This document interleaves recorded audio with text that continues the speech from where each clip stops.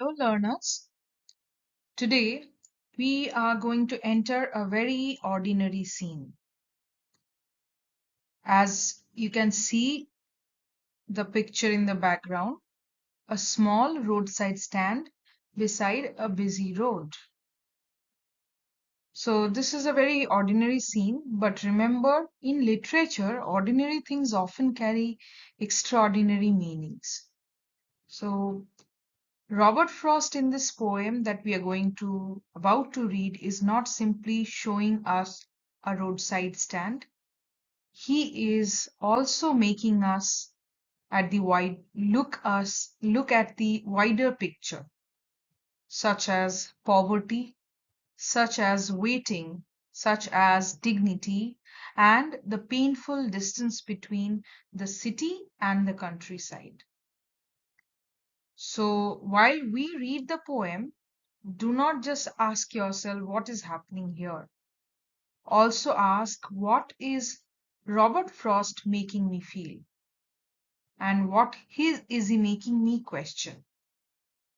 So with this we will begin understanding the poem line by line written by Robert Frost, that is A Roadside Stand. Now the central idea. The central idea of the poem is very clear but emotionally deep. The rural people who have set up and put up this roadside stand do not want pity.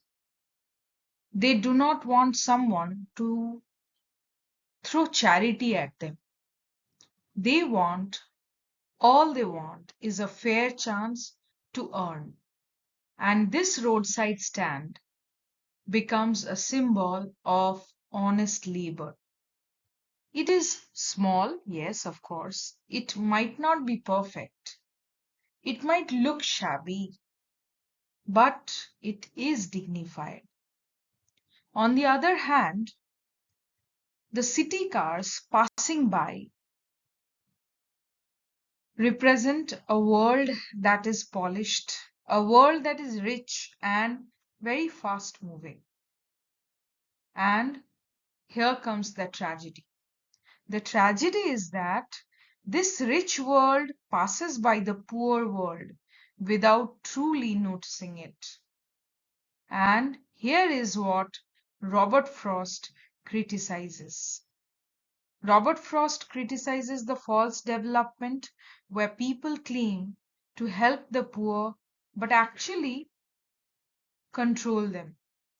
And this poem finally leaves us with a helpless question. What can real compassion do when society is unjust? Now let us begin understanding the line by line explanation.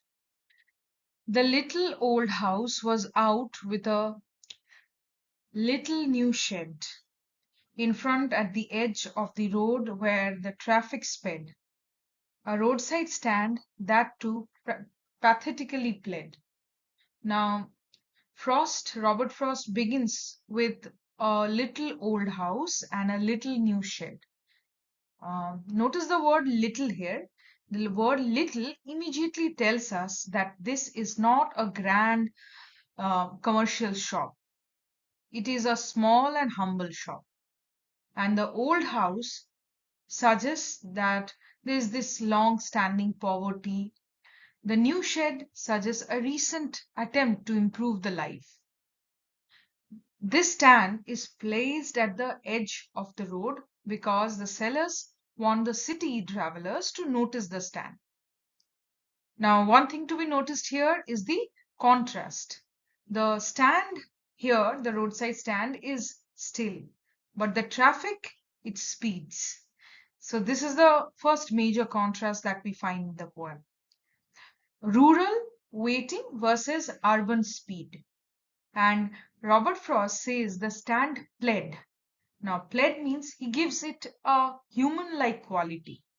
This roadside stand seems to beg silently, uh, not because the people are lazy, but because poverty has forced even their labor to look like pleading.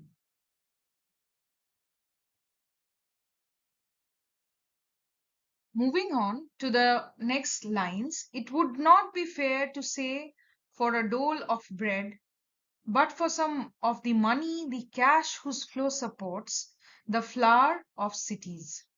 So these lines are important because the poet corrects a possible misunderstanding. He says it would be unfair to say that the rural people are begging for a dole of bread. Now, dole means charity or a handout, that is something that is given to the poor without respect. So the poet says no, they are not asking for these people who have put up the roadside stand, they are not asking for charity. Rather, they are asking for some money in exchange for what they are selling. So, this is the dignity of labor. Now, the phrase flower of cities is also important. Cities look very beautiful and flourishing, just like flowers, but they are supported by money. So Frost is asking, if money can keep the cities alive, why does none of it actually, reach the countryside? So that is the question. Moving on to the next line, the polished traffic passed with a mind ahead of, or if ever aside a moment, at having the landscape marred with the artless paint. So here the poet turns to describe the city travelers. Now, the phrase to be noticed here is polished traffic. So, polished traffic is not just about shiny cars, it also suggests polished, rich, and sophisticated people. But yes, their polish is only external. Their minds are ahead, they are thinking of where they have to go, not whom they are passing by. Even if they are looking aside, they just see a roadside stand and they do not have any feelings towards it. They do not feel any compassion towards it. Rather, looking at the roadside stand, they become irritated. Why? Because this roadside stand spoils the scenery. So this is the sharp criticism that the poet brings out. The city people only notice the paint and not the poverty. They notice the ugliness and not the hunger. So the poet is making us understand and ask, what kind of beauty is this? If it cares for only for landscape and not for human beings, what kind of beauty is it? Of signs that with N turned wrong and S turned wrong, offered for sale wild berries or crook-necked golden squash. So now this is all the description of what this roadside stand offers. So now the signs are all handmade and they are imperfect. You know, the letters N and S are painted wrongly. So of signs that with N turned wrong and S turned wrong. But we should not laugh at this all the mistake, because the poet here wants us to see not the mistakes, rather the poverty behind the mistake. The sellers, they are not professional. They do not have professional signboards. But yes, one thing to be noticed at is their effort and not the polished. So the goods that they're selling are wild berries, golden squash. So these are very simple rural products. Now there's this phrase silver warts. So this phrase is very beautiful because the poet makes even the rough surface of the squash looks so precious. So the travelers see only notice the crude signs, but the poet sees the labor behind it. The poet sees the nature and dignity behind it. Or beauty rest in a mountain scene. You have the money, but if you want to be mean, why keep your money this crossly and go along? So the stand offers even beauty rest. Meaningful, meaning the peaceful rest of a mountain scene. But the imagined voice becomes irritated. You have money, and why are you being so mean? So the word mean here means ungenerous, emotionally small. So the phrase again here, this crossly reveals the anger. The anger does not come from arrogance, it comes from repeated rejection. So imagine the scene. You're waiting all day and you're just watching the cars pass again and again. And that hope slowly changes into frustration. That hope that someone will buy something from you, that changes into hurt. So the poet allows us to hear the frustration behind it. It has This repeated rejection has created a kind of bitterness among the people. The hurt to the scenery wouldn't be my complaint so much as the trusting sorrow of what is unsaid. Here, far from the city, we make our roadside stand and ask for some city money to feel in hand. Now, the speaker here is complaining. This is a real complaint and is not scenery. So the speaker now says, my complaint is not that the scenery is spoiled. That is not the real issue. What is the real issue? The real issue is the trusting sorrow of the rural poor people. So this phrase is a really emotionally very powerful. Trusting means, they still hope someone will stop. And sorrow means that they have been disappointed many times. So that is trusting sorrow. The pain is mostly unsaid. And for this, they do not deliver a political speech. They simply make a stand. They wait. And there you find to feel in hand. That is, and ask for some city money to feel in hand. This is also very important. They want real money in their hands. They do not want promises. They do not want speeches. They do not want sympathy from a distance. They just want some real money with dignity. And this money, yes, a city money is not that they are asking out of greed. To try if it will not make our being expand and give us the life of the moving pictures promised that the party in power is said to be keeping from us. So the rural people hope that a little money will make their being spanned. Being spanned means life will become much more freer. Their lives will become wider, more hopeful. So the poet here refers to the moving pictures promise. Moving pictures promise means think of films. They show glamour, they show bright clothes, they show comfort, they show happy endings. So the rural people have seen or heard of that world, and they want some part of it. And that is why they are saying, and give us the life of the moving pictures promise. So, and then it says that the party in power is said to be keeping from us. So, Robert Frost also brings in a bit of politics. The party in power is said to be keeping that promise from them.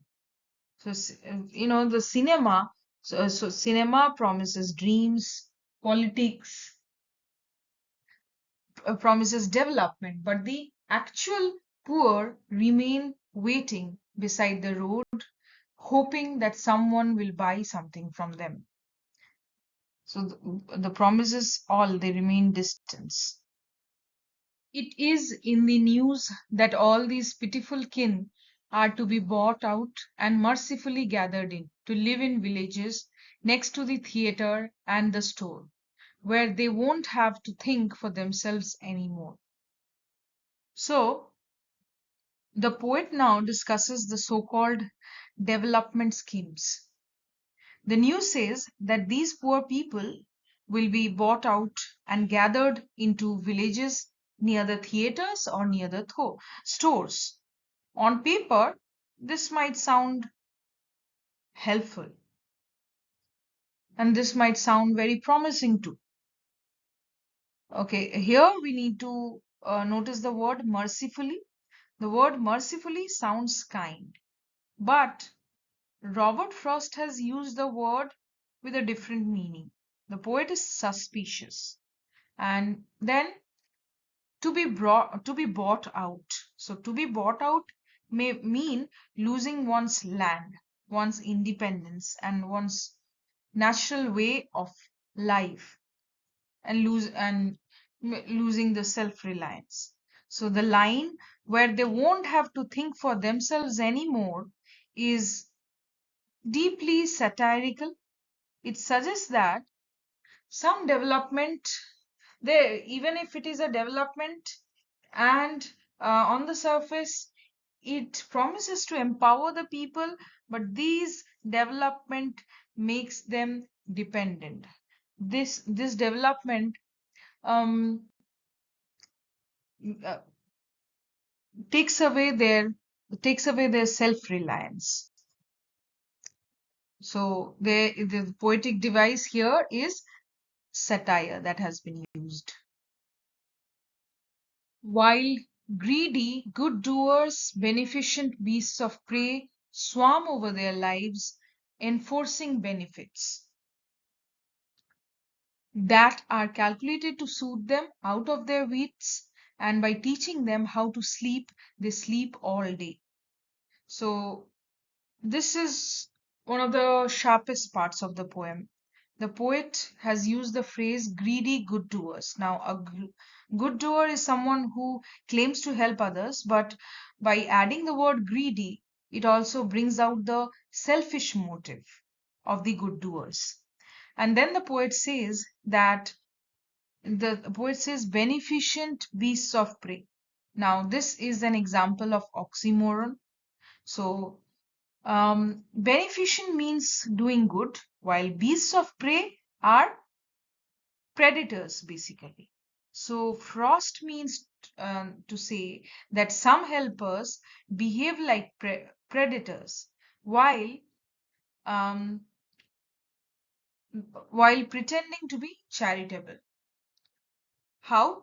They swarm over the lives of the poor and they enforce benefits. Now, why is the word enforce used? The enforce means the enforcing the word enforcing is important because real help should not crush the freedom of the people, freedom of the people that it is claiming to help. So, yeah, the word enforcing is also important here.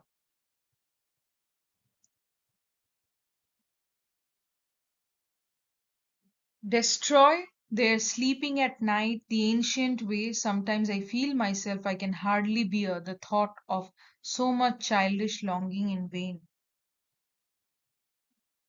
Now, here we see that the old rhythm of the life has been destroyed. The poet now says that these artificial benefits that they were promised, they actually disturb the natural rhythm of the rural life and the ancient way. Ancient way here refers to the old patterns of the community, their old patterns of work, rest. So the speaker here becomes personal. He says sometimes I feel myself I can hardly bear. So this previously, which was a satire, no longer remains a satire. Rather, it becomes a pain, an emotional pain. And it says the thought of so much childish longing in vain. There's childish longing. Um, this is a kind of in this childish longing. The phrase is should be read as an insult. So, like a child waiting at the door, the rural people wait with a simple hope that someone will come and buy something from them. But the phrase in vain tells us that their hope remains unfulfilled, remains unfulfilled, and it has been repeatedly been unfulfilled. Now, the explanation of line number 34 to 36. First of all, the lines read as: the sadness that lurks near the open window there, that waits all day in almost open prayer for the squeal of brakes, the sound of a stopping car. So, poet Robert Frost describes the intense pain and the expectation of the poor villagers who own this roadside stand. Now, they probably are waiting, they remain close to the open window of their small house and keep on waiting for the whole day. Now, the window is very important here because it is the place from where they continuously keep a watch on the road, hoping that one of the passing vehicles would stop to buy something. Now, there, these villagers waiting is described, which is something prayer like. They spend the entire day listening carefully to the sound of the car, to the sound of the car applying its brakes. And the sharp sound of the brakes would mean that a vehicle would stop near their stand. Now, to an ordinary traveler, the sound may have no significance, but to the villagers, it represents that there is a possibility of a customer, there is a possibility of a sale, or a small amount of much needed money. Their hope is described as something very simple. They wish that someone will stop, ask about their products, purchase something, but this hope is repeatedly disappointed, and their wait actually becomes exhausting. And one thing, that is the image of the open window, it's like an image that symbolizes both hope as well as vulnerability. It remains open because the villagers are still hopeful that the passing vehicles would stop to buy something, and they have not completely given up on that hope. At the same time, this open window exposes them to repeated disappointment. They continue to watch the cars, but these cars, they do not stop. So that is the significance of the open window. And one more very important imagery here is the image of the sound of the brakes.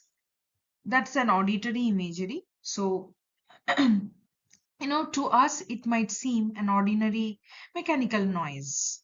But for the villagers here, it becomes a symbol of hope. Hope.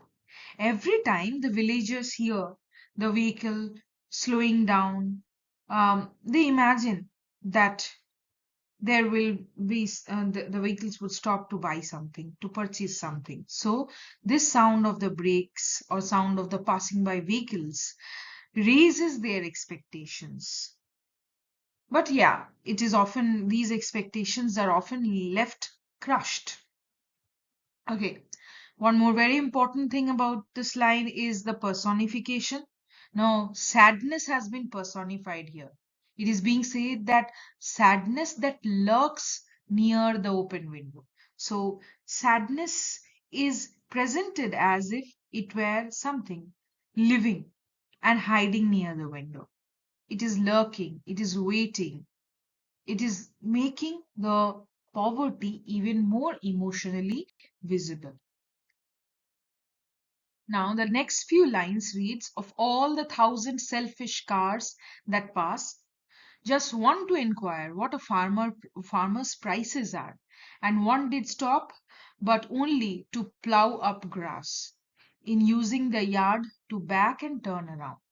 So, there are actually thousands of vehicles that pass the roadside stand, but the people inside them, the villages, they are sorry the people inside the cars, they are only concerned with their journeys, or maybe sometimes the personal needs.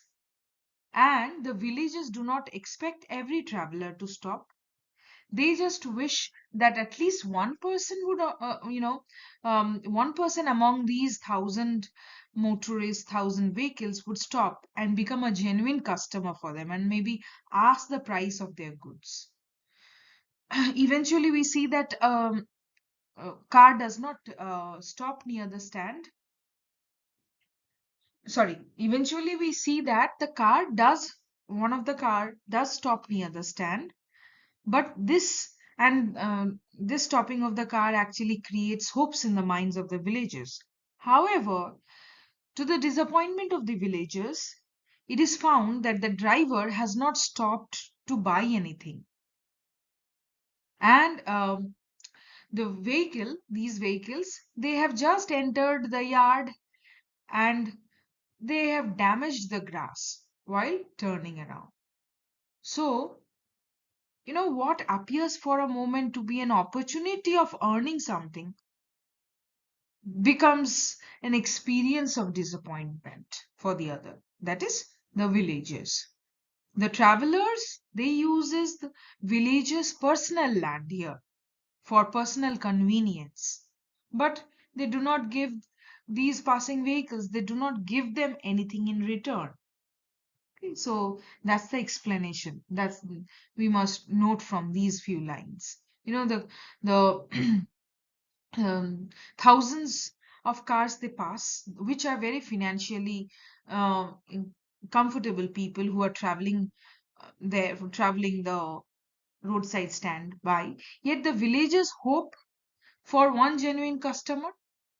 Their desire is not something which is excessive or unrealistic. They are not dreaming of sudden wealth. They just want a fair chance to sell their products. But yeah, what they get is the damage done to the grass, and that is to be noted. This damage done to the grass while they are pulling the car and everything. This damage done to the grass has a symbolic significance. Now, the driver of the car do not um, do not refuse to buy anything. Merely they do not refuse to buy anything. The vehicle at the other on the same hand, the vehicle damages the villager's property.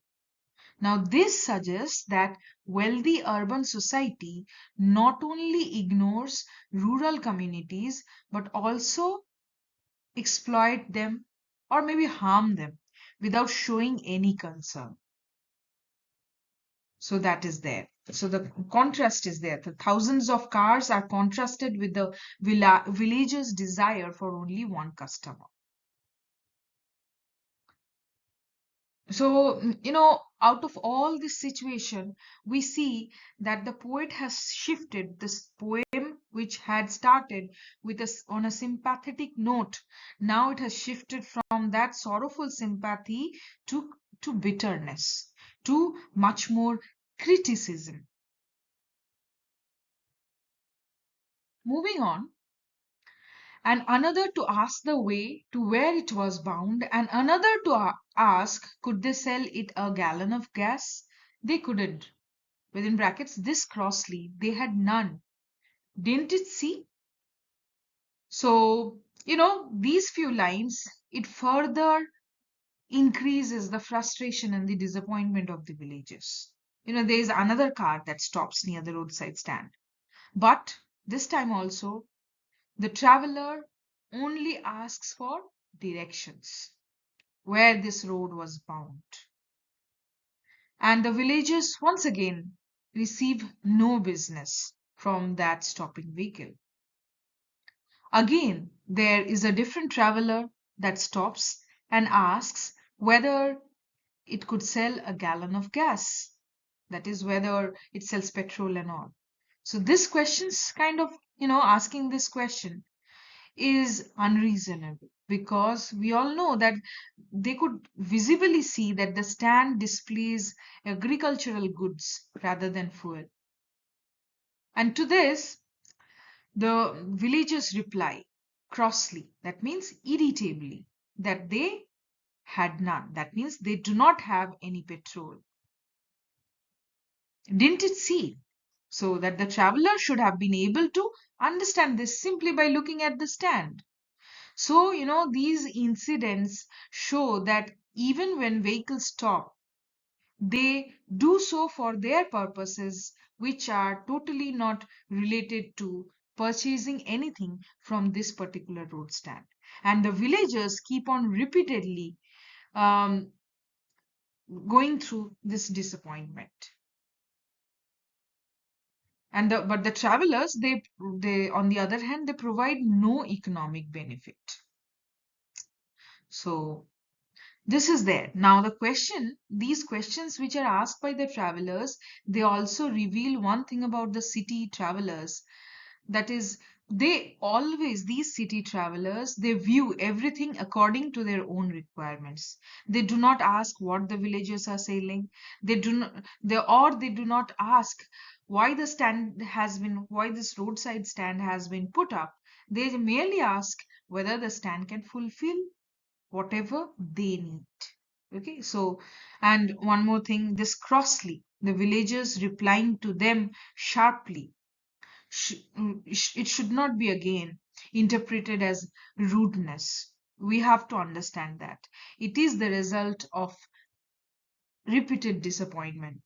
Every stopping car creates a moment of hope for these villages. And when the traveler asks for directions, petrol, instead of buying anything, the villagers again experience another emotional defeat. So, their frustration actually reveals the psychological pressure created by economic insecurity, and also that poverty has forced them to depend upon the strangers, and this dependence makes every unsuccessful encounter even more painful for the villagers. So the poetic device we must note here is the irony, the situational irony. What is the situation? Vehicles stopping near the shop. And what is the irony? Instead of buying anything from the roadside stand, they only repeatedly ask for something which is totally irrelevant to what the villagers are expecting. Moving on to the next few lines. It reads, no, in country money, the country scale of gain, the requisite lift of spirit has never been found, or so the voice of the country seems to complain. I can't help owning the great relief it would be. Now, the poet observes that the owners of this roadside stand, they have not received the amount of money that they had hoped to earn. Even when their expectations are measured according to the modest standards of rural life, their earnings remain insufficient. So the villagers do not expect to become extremely wealthy. We have to understand that their but their idea of financial gain is very simple. It is much more, it is being said that it is no, in country money, the country scale of gain, the requisite lift of spirit has never been found. So their idea of financial gain is much smaller than that of prosperous city people. They need only enough money to improve their daily lives and also satisfy their basic needs and experience some comfort. But even this is limited, even with this limited income, everything is beyond their reach. Okay, so the expression we have to note here is the country scale of gain. Now, country scale of gain refers to the modest economic expectations of the rural people. Now, these villages, they measure profit differently from what a wealthy urban businessman sees. A comparatively small amount of money could make significant difference to these villagers' life. So this line basically emphasizes the severity of their poverty. these thousands of financially comfortable travelers, they are passing the stand, yet the villagers are not able to earn even the small amount that is necessary for their survival, for their empowerment. So this also, to an extent, this also highlights the economic inequality. Money is there and money is circulating, but it is just within the city people, and very little amount of it reaches those who are working in the rural areas or those who are living in the rural areas. But it's not that they do not produce anything, and the villagers produce useful goods through their labor, yet they remain excluded from the larger economic system. So that is there, these few lines that it shows that the villagers hopes are very reasonable, their hopes are very limited, and they are not asking for any kind of luxury, and just they are asking for a fair opportunity to earn. So that is there. One more important word which must be noted is requisite. Now, the requisite lift of spirit. Requisite means necessary or something that is very essential. Now, lift of spirit refers to the encouragement or the confidence. A successful sale or a regular source of income could lift the spirit, could lift the villagers out of despair. But such an encouragement uh, has never been provided to them. So that is it. Moving on, let's understand the next few lines. To put these people at one stroke out of their pain, and then next day as I come back into the scene, I wonder how I should like you to come to me and offer to put me gently out of my pain. Now, you see, again, I would repeat the same thing. That is, the poet has now shifted from a critic tone to a much more, you know, bitter tone, where he is angry, where he is distressed. So the poet has become so distressed by the villager suffering that for a brief moment he imagines ending all their pain completely. That is to put people here refers to the villagers at one stroke out of their pain. So he imagines ending all their pain completely and immediately. Now, this suggestion again has a much more darker implication. How would they end their pain? Um, to one dark implication would be, death. Death might appear to offer a final relief from their suffering, from a life of poverty, from a life of disappointment.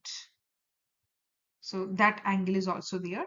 However, we see that the poet says, and then next day, as I come back into the scene, I wonder how I should like you to come to me and offer to put me gently out of my pain. Now, after he returns to a calmer and more rational state of mind after this first line, and he questions this thought. He imagines himself in the villager's position and wonders how he would feel if someone approached him and offered to end his pain by ending his life. So the poem ends here not with a solution but with a moral question. I wonder how I should like you to come to me and offer to put me gently out of pain. So the poet recognizes that no one has the right to decide that another person's life should be ended simply because that life contains suffering. Okay. So, first of all, the poet thought of putting the villagers completely out of pain because he is very compassionate towards them. He has watched the villagers hoping and hoping repeatedly, and that hope again repeatedly being destroyed. He has seen how the urban customers have failed to provide them with some income. So his emotional response is so kind of intense that he imagines a complete and permanent escape from this kind of suffering.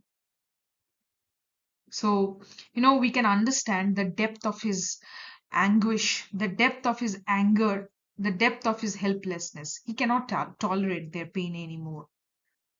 Also, at the same time, he cannot find an effective way to even end the pain, remove the pain. So, wherever he's suggesting that at one stroke out of their pain, where he is suggesting an immediate end to pain, contains contains an intentional uh, moral disturbance. We as readers, we are, the poet is forcing the readers to consider how easily compassion can become dangerous when it is separated from respect for human freedom and dignity. And then the poet says that his return to sane means here where he returns to a balanced state of mind. He understands that his earlier thought was extreme, was emotionally extreme. Ending a person's life cannot be treated as a compassionate solution to social justice. So instead of continuing to think about what should be done to the villagers, the poet places himself in their position, and he asks how he would feel if another person decided that his own suffering justified ending his life. So with this we come to the end of the poem. Uh,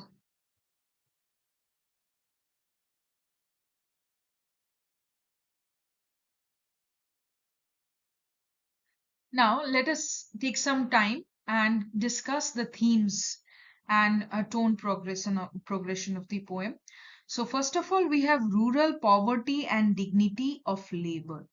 So, of course, rural poverty is the central reality of this poem. The villagers, they possess agricultural goods and are willing to work, but they lack access to the customers, or they lack access to any kind of economic opportunities. And their poverty is not because of laziness. It is because of the unequal system in which wealth distribution is not proper. So that is there, and also we have dignity of labor. Now the villagers do not ask the travelers for free food or direct charity. They have established this roadside stand because they want to earn money by selling the products through their own labor, and this detailing actually preserves their dignity. Their desire is not for luxury but just for economic participation and independence. So this poem suggests that genuine assistance should will be able to create opportunities for rural people to work and earn. Next theme, which is very important again, is urban indifference and moral blindness. So these wealthy motorists, they represent the urban society that enjoy the beauty, the resources of the countryside without recognizing the people who live there.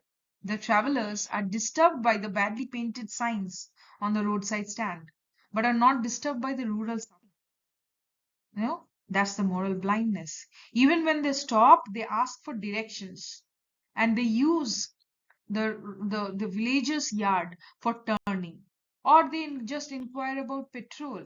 Now their behavior actually reveals uh, a failure of empathy. They just view the countryside as a scenery, as a route, or a place of convenience rather than the home of real people with some urgent economic needs. Next, we have false development and loss of self reliance. Now, the poem actually has this critic tone towards the development schemes that are imposed upon the rural people without respecting their wishes or independence. These social agencies, these politicians, they promise that they are going to relocate the villagers near theaters and shops and to take care of all their needs.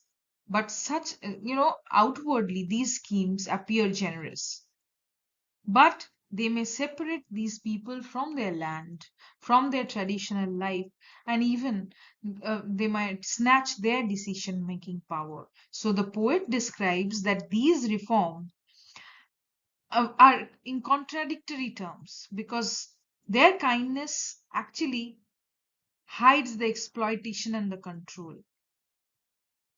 And true development is something that should actually empower people make them dependent. So that is there. And one thing which I had been repeatedly mentioning right from the beginning of the poem is that we will see a shift in the tone of the poem, which moves from sympathy to satire, from anger, anguish, and then to helpless compassion. Now, talking about the conclusion of the poem. So, the conclusion of a roadside stand is kind of disturbing because Robert Frost here has not provided an easy solution to the suffering of the rural people. After he has observed their poverty, their disappointment, and their exploitation, he feels he feels intense compassion that he briefly even imagines ending their pain permanently, and this thought reflects the emotional helplessness. He recognizes the villagers suffering but sees no immediate way of solving it or relieving it. However, when he quickly returns to his rational or moral awareness, um, by imagining how he himself would feel if another person offered to end his pain, he realizes that no outsider has the right to decide whether the life of suffering um, is worth living or not. So, the ending of the poem criticizes not only urban selfishness but also the compassion in which powerful people make decisions of the poor. We have to understand the villagers do not need death or maybe pity or maybe false promises. They just need fair economic opportunities, dignity, and the freedom to shape their own lives. So that is the poem, and that is the conclusion of the poem. The poem, there's this question which remains unanswered because the poem places the responsibility upon the reader. What is the question? That it asks the society to reconsider the meaning of genuine help. True compassion must not be about silence, must not be about control, must not be about erasing the suffering person permanently. Rather, it must remove the injustice that produces the suffering.